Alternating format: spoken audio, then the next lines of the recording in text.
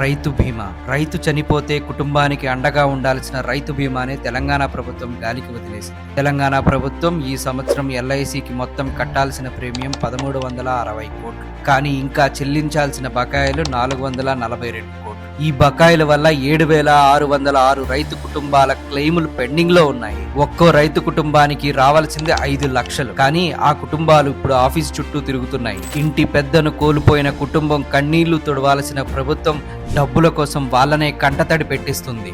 పంట బీమా లేదు, రైతు చనిపోయిన ఆ కుటుంబానికి భరోసా లేదు. పిఎం ఫసల్ బీమాను కూడా అమలు చేయకుండా రైతుకు రక్షణ లేకుండా వదిలేశారు. కరువులు వరదలు వచ్చినప్పుడు ప్రకటించిన 10,000 రూపాయల పరిహారం అందలేదని చెప్పి రైతులు బాధపడతా ఉన్నారు. పంట బీమా లేకపోవడంతో ప్రకృతి వైపరీత్యాలు వచ్చినప్పుడు రైతు బాధపడుతున్నటువంటి బాధ కన్నీటి గాథలు మనం ప్రతి నియోజకవర్గంలో వింటూ ఉంటాం అధ్యక్ష. మరి అలాంటి వారికి ఆదుకోవాల్సినటువంటి రైతు బీమా లేదు. పిఎం కిసాన్ యోజనలో మనం పార్టిసిపేట్ చేయము. ఏ రకంగా రైతును ఆదుకుంటామో మరి దానికి సమాధానం చెప్పాలని కోరుకుంటా ఉన్నాం అధ్యక్ష. 2025-26 ఖర్చు 0, 26-27 బడ్జెట్ లో కేటాయింపులు 0. ఈ రకమైనటువంటి అలొకేషన్స్ తోటి రైతులకు ఎట్లా న్యాయం చేస్తారో దయచేసి సమాధానం అడుగుతా ఉన్నాను అధ్యక్ష.